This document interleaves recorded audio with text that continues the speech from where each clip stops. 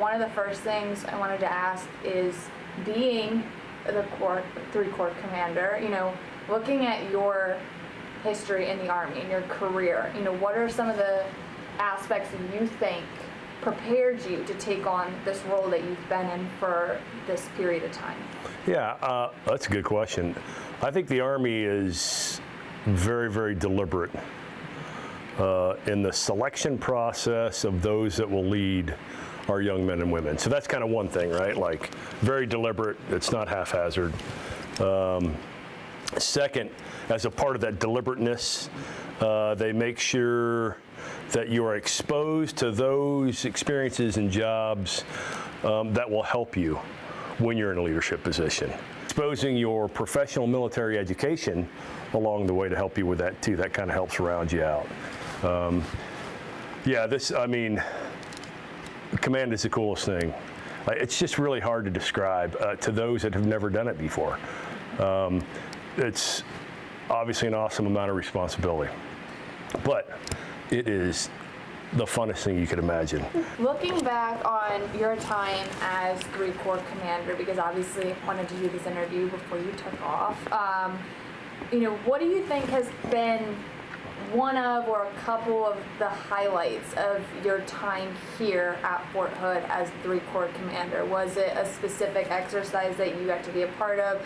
Was it seeing some of the units that were at NTC? Was it, what were some of those highlights that you're going to remember after you leave here? Yeah, I think all of the above. So we can push those aside. I think mostly, though, it's interacting with the soldiers. As a gray-haired, mature individual in life, you don't get to be around soldiers as much as you would think as a Corps commander. And you have to be very deliberate in your attempts to get out so you're not disruptive. But listening to them talk about what they do and how proud they are and some of the challenges they might have that maybe I can help with that nobody else can, that's got to be like number one on the list. We're the oldest institution in the United States Army, or the United States. I mean, we're about a year older than the United States itself, the U.S. Army. We've been around for 247 years. And so it's an enduring institution that has a history that goes way, way back. We are standing on the shoulders of millions and millions and millions of other Americans that have served their nation, and so that's hard to find anywhere else, that connection. Is there anything you hope to see change-wise that you didn't get to do during your time as commander, or is there anything you hope that stays the same that you were able to implement during your time? I think we're on a solid path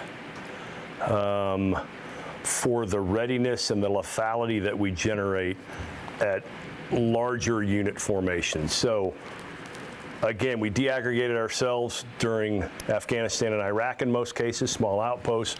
We learned how to operate as squads and platoons pretty effectively, but we took a number of years to come back and fight what we're terming now large-scale combat operations, which is our bread and butter in the Corps. You've heard me say before, an army doesn't exist without people. I mean, the tanks and the Bradleys can park in a motor pool. If you don't have people, they're not leaving that motor pool. And if you don't take care of those people, they don't operate optimally. And if you don't operate optimally, you're going to lose, right? And we are about winning. So I hope that continues as well. Like this focus on teaching our young men and women how to take care of each other and how to take care of their teams. So what would be your advice to them? So number one, we've already talked about, which is take care of your people. And when I say take care of your people, I mean get to know who they are. So if you're a young platoon leader, there is no reason you shouldn't know everything about every member of your platoon. Like really. A tank platoon is 16 people, and you're one of those 16. So it's really only 15 more people you have to learn about. Like, you should know anniversaries and birthdays and recitals and first practices and first day of schools and kids' names, and you should know all of that, right? And you should be able to interact with your platoon other than just here on Fort Hood. What's next for you?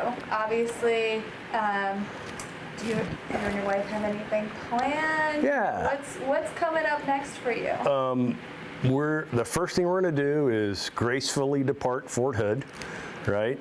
Because I think if you asked Emma, this last it's almost 37 years, we're coming up on 37 years in the Army, has been such a wonderful experience.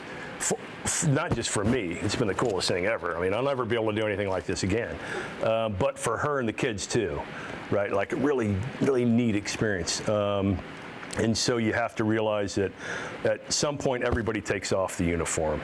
And then it's what can you do to give back, right? Which we really haven't figured out yet. Our first step is to go down to California, get on an airplane and go to Hawaii, put on some sandals and some board shorts and kind of just relax, right? And then enjoy what we just did for the last 37 years. Do you have a message for your family, your wife and your children, and also for your Fort Hood family? Yeah, the Fort Hood family is thank you, right? I mean, you can't do what we do here. I can't be the commander I think I should be without the absolute full support of everybody that's out there. From the soldier getting up every day wanting to do the best they can, to coach downtown in Little League that's got some of our kids whose parents are stationed here playing on those teams, to all of the communities that really give back, right? So thank you very much. And nobody will ever be able to give enough thanks. So we just got to keep going after, right? And being together and being one big team. And the family knows we haven't figured out what we're going to do together as a family yet. There's going to be some big celebration because it's been a while since we've all been together based on deployments. And, my two son-in-laws, one still serving, one served in the Navy.